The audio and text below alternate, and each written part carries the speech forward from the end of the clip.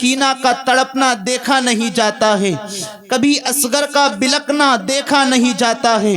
اللہ اکبر، گویا کہ کربلا کے میدان میں خیمہ حسینی میں قیامت صغریٰ آ چکی تھی۔ اللہ اکبر، سسکیوں کی آواز آ رہی تھی، کوئی آواز کر رہا تھا، کوئی آہیں بھر رہا تھا۔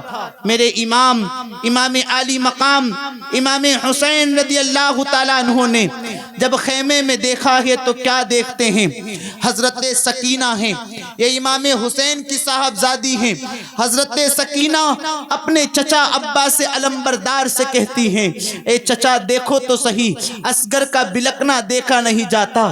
اللہ اکبر، اصغر کو پیاس کی اتنی شدت ہے کہ کبھی بے ہوش ہو جاتے ہیں، پھر کبھی ہوش آتا ہے، کبھی اپنے پیروں کو رگڑتے ہیں۔ اے چچا مجھے نہ سہی لیکن کچھ پانی لے آؤ، اس لیے کہ اصغر کی پیاس بجھائی جا سکے۔ اللہ اکبر، حضرت عباس علمبردار اس ذات کا نام ہے کہ ہمیشہ امام حسین کو آپ نے بھائی نہیں کہا ہے، بلکہ امام حسین کو کبھی آقا حسین کہا ہے، کبھی مولا حسین کہا ہے۔ اللہ اکبر، امام حسین کے بچوں کا آپ نے بہت خیال رکھا ہے، آپ کے شہزادوں کا آپ نے بہت ادب رکھا ہے۔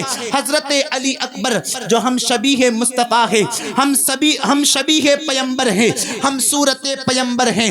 اللہ اکبر، جب بھی حضرت عباس علمبردار حضرت علی اکبر کے ساتھ چلتے تھے، اللہ اکبر، حضرت عباس علمبردار کی چھاتی اور آپ کا جسم بڑا چوڑا تھا، آپ کا قد اتنا لمبا تھا کہ آپ کھڑے رہ کر اونٹ کے اوپر ہاتھ رکھ دیتے تھے، لیکن جب حضرت علی اکبر کے ساتھ چلتے تو آپ کا انداز یہ ہوتا تھا کہ آپ جھک جھک کر چلتے تھے۔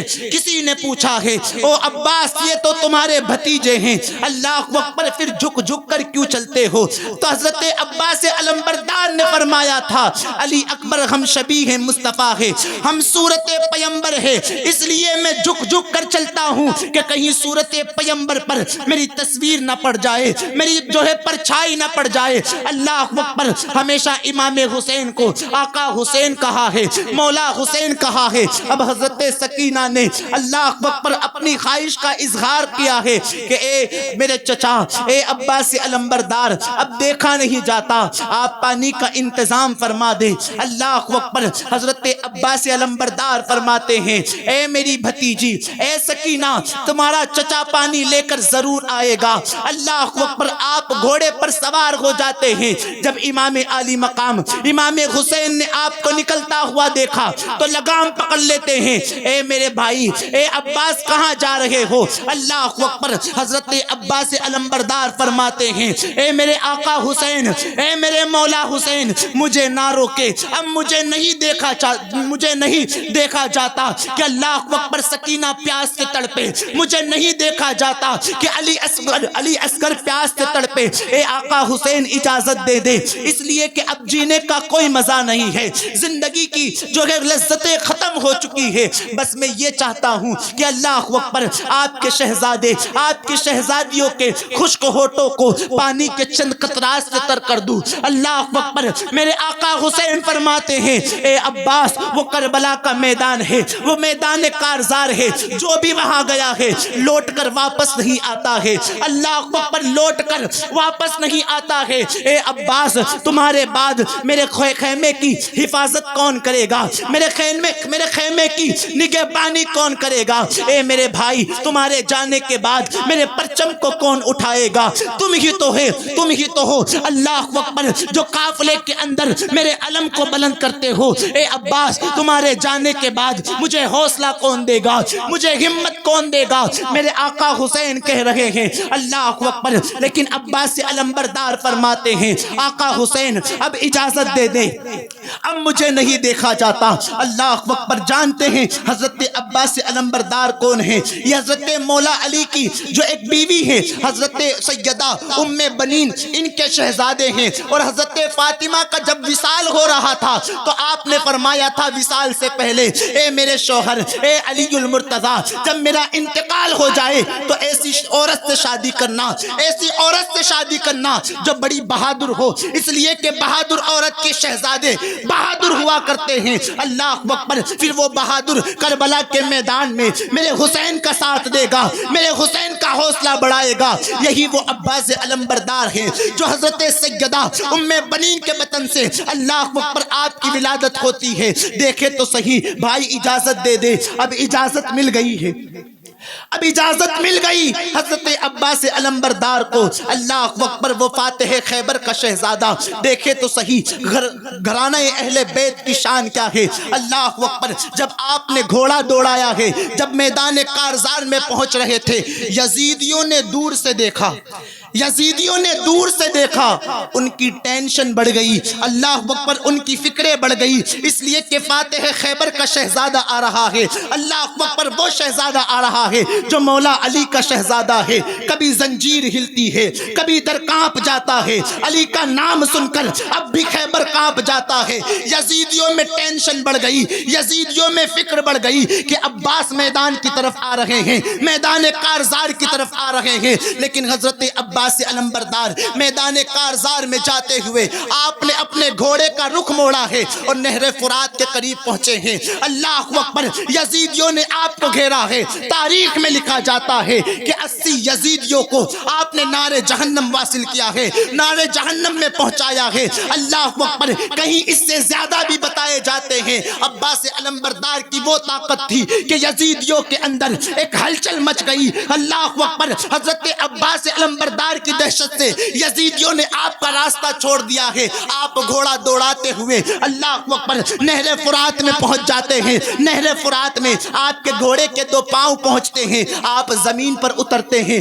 نہر فرات میں چلو میں پانی لیتے ہیں کہ مجھے بھی پیاس لگی ہے، اللہ اکبر میں بھی پانی پی لوں۔ لیکن جب پانی پینا چاہتے ہیں، سکینہ کی تصویر سامنے آ جاتی ہے، حضرت سکینہ کا تڑپنا سامنے آ جاتا ہے، حضرت علی اصغر کا بلکنا آپ کی آنکھوں کے سامنے آ جاتا ہے۔ آپ نے وہ پانی کو واپس دریا میں ڈالا ہے، نہر فرات میں ڈالا ہے اور کہا ہے اے نہر فرات گوارے نہ، جب تک حسین کے شہزادوں تک، حسین کی شہزادی تک میں پانی نہ پہنچاؤں اس وقت تک تیرا پانی عباس پر حرام ہے۔ اللہ اکبر۔ آپ نے تو پانی نہیں پیا، لیکن دیکھیں گھوڑے کو کہا ہے اے گھوڑے تو تو پانی پی لے، اے گھوڑے تو تو پانی پی لے، لیکن گھوڑا بھی کہہ رہا ہے اے میرے آقا، اے میرے آقا، اے میرے آقا عباس علمبردار، میں حسینی ہوں، یزیدی نہیں ہوں۔ اللہ اکبر۔ میں حسینی ہوں، یزیدی نہیں ہوں۔ گھوڑا بھی اپنے آپ کو جانتا ہے کہ مجھے کس کے ساتھ وفا کرنی ہے۔ اللہ اکبر۔